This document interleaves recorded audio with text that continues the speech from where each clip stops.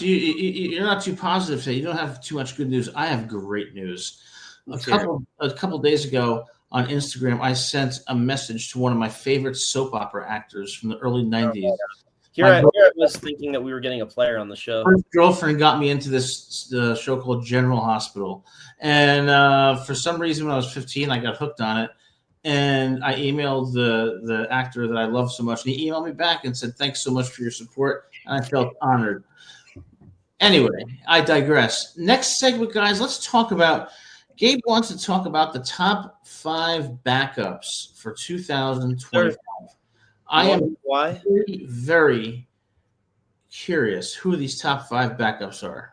You want to know why I want to talk about it? Because we're already losing some backups. And unfortunately, we're losing some starters at some point because that's destiny. Every team loses starters. So these are the guys who we need to step up when that happens. And number 5, I have Nick Oliveira, backup right guard to Kwabena Asamoah. And obviously, you can't start over Asamoah when he was honorable mention, I believe, in the All Big Ten list last year. And he's on Rutgers becomes a Nike school. A Nike school. That's a bold prediction. Thank you, Jason. He wants to talk about backups. I want to talk about the expectations of 2025. I don't know what he's upset today. It is what it is. But go on. You're throwing this fake agenda at me, and I didn't mean prediction. I got the wrong word there. But number 5, Nick Oliveira, backup right guard. Obviously, can't really start over Asamoah when he had the season he did last year. And I think that if anybody on the front 5 gets injured, he's going to sub in. I was looking at Ryder Langsdale because of his he's a redshirt senior, and he's got a really cool name, by the way, Ryder Langsdale. But he went to Lafayette, so I think you need you need a better competition up your sleeve before you can. Well, I think the problem with this guy is that his name is backwards. It should be Langsdale Ryder. What? His name is backwards. That's why he's a backup. That's how I feel about Drake London. Drake London should be London Drake. Yeah, well, maybe so. I love people who are named there for a city, but you're missing the backup that is going to make all the difference here. You're missing the point, and I'm going to tell you who it is. Well, I still have 4 others. Go ahead. Okay. Go on. I'll save the best for last. All right. Well, I think I know who you're going with, and I don't think I have him at number 1 if I can read your mind. But number 4, I have Colin Weber. I've been huge on Colin Weber since we got him. Number 8, I believe, or number 7 ranked transfer tight end in the nation. And I was very surprised to learn that he was backing up Kenny Fletcher, but Fletcher's a solid tight end. I think Weber can also be a solid tight end, and I'm sure they'll run 2 tight end sets eventually, just maybe not off the gate because of how many receiving options we have. That's not, yeah. We'll see, but I think ultimately it's going to come down to, can we run the ball? Oh, yeah. And there's a certain backup running back I may have on this list, but no, that's who I have on my list. All right. You know what? I'll save you. I'll let you talk about him at number 1 then. Number 3, and this is who I thought you were going to say for number 1 because of a certain hint you gave me before the show. But number 3, AJ Surratt, who you say may not be a backup. Yeah, AJ, we're looking forward to having you on the show. This summer. Now, this brings up a really important point because we support Ethan Kaliakmanis, of course. I mean, like I've said a million times, the guy's got grit. He's a team player. He's smart. Overall, good dude. Got a great arm in my view, and had made some amazing throws last year. But there were some issues with consistency and completion percentage. So my question for you is there a possibility that if Ethan doesn't improve, that we see a switch at quarterback? Is it possible? Yeah, it's possible. My thing with this is even if AJ is the better quarterback, the fact of the matter is that he's too young. He's a redshirt freshman. And you know what? He's the quarterback of our future. We have another quarterback coming in 2026 at 3-star. Yeah. nobody is taking his job once Ethan declares or leaves, graduates, whatever. And so I think you look at guy like, for example, this is a very far-fetched comparison, but Quinn Ewers versus Arch Manning. Everybody was seeing Arch Manning when Quinn Ewers got hurt, actually playing better than Ewers, but because they were a good team, coach said, no, you can't start yet. You got 2 more years. You can start when you're a junior, when you're a senior, but Quinn is our guy because we're winning with him still. Yeah. What I think? How I see it. I know. I hear you. I sometimes think coaches like Sarkisian, understandably so, they do have a sense of loyalty to their players. Yeah. And one thing I noticed about Ewers last year is that it just seemed like his arm strength declined and his presence as a quarterback regressed. I don't know what that was about, but people love Arch Manning, but I still haven't seen anything from Arch Manning to deserve all the hype. I mean, it's like because his name is Arch Manning, the guy's a millionaire, and and that's wonderful for him. Good. But I need to see something on the field before I'm going to anoint him the next great college football quarterback. And when it comes to Ethan, I really like him. I have a sense, and I don't have any information to base this on, but I have a sense that Ethan is really busting his ass in the offseason. Oh, yeah.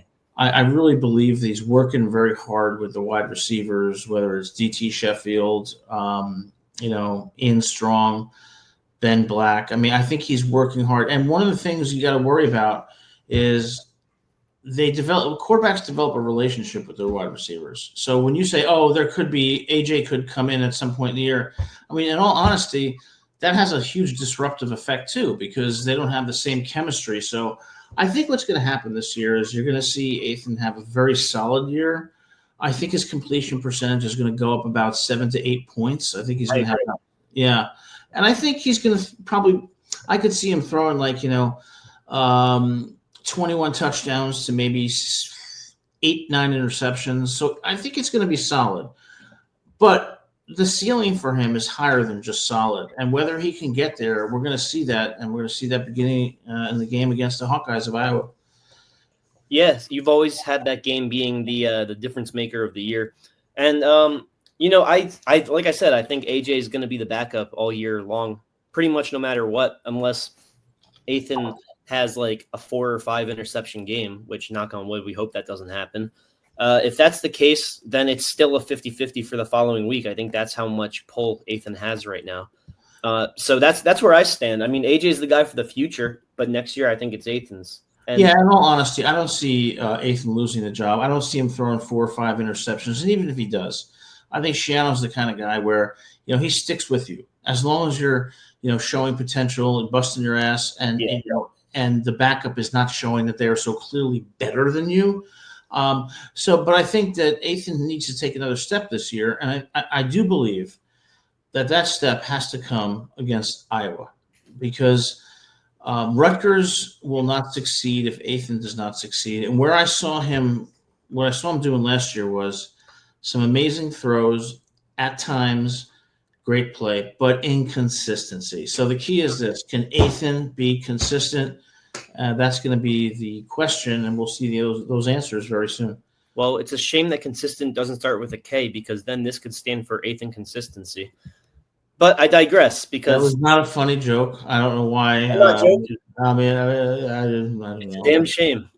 But it's kind of funny now that I think about it, actually. Thank you. Number 2, backup, Jordan Thompson. And I say this because he started all of last year. He's a senior. He's got plenty of experience under Shiano's scheme, 2 new defensive coordinators. There's going to be a lot of mix and match when it comes to the defense. But one guy who will remain consistent, as we were just talking about, is Jordan Thompson. Backup left defensive end, can switch into right, and can even play a little bit of DT when needed. Great call. Cool. Not much controversy on that one. Nope. Well, hey, as they say, a clock is right. A broken clock is right twice a day. So, hey, there you go. There's your one. Well, you know what? I prefer the first way you said it. A clock is right 24 hours a day. Oh. Number 1, I'll let you take the reins because I think we have the same guy. Listen, Gabe, I'm telling you, man, you always make a lot of good points, and you're always pretty much on the money. I hope it's the same here. Jashaun Benjamin. Oh. To me, Jashaun Benjamin is the man this year. People are not realizing how good this back is. I saw in the rate bowl, he runs hard, he runs fast, and you know what? He runs pissed off. He looks Yeah. like he's pissed every time he gets the ball. Like, why the hell am I a backup? And he wants to score every time he gets the ball. I think this guy is going to come out of the woodwork, and he's going to be critical in third down situations, fourth down situations. Watch out for Deshaun Benjamin. See, I think you actually make more sense. I wrote down Raymond just based off the depth chart, but Oh, he really is going to play too much to be a backup. So I concur. I think Benjamin is the right answer, and he plays very similarly to Raymond based on the small sample size of last year. yeah. I mean, CJ Campbell is going to Rutgers to start. He didn't transfer to Rutgers to be in no competition in the backfield. But the fact of the matter is, there is Antoine Raymond and Deshaun Benjamin are great backs. So I think for Rutgers, Rutgers is a run first, offense. They got three serviceable running backs, even better than that. So can they spread the carries out to keep them all fresh so they can really pound it in the fourth quarter? And can they do so in a way where all three players are happy and part of a consistent unit? I hope that's the case because Athan's going to need a running game to set up the play action pass and put him in a great position to be successful. 100%. So it sounds like we don't have too much differing. Just I said Raymond, but he's going to get too many snaps to be back up, even though he's technically listed as RB2. He's going to get about 40% of the snaps. Yeah, you're starting to agree with me a lot. It's good for your image. You know what? I'm feeling the aura, the positivity changing around here.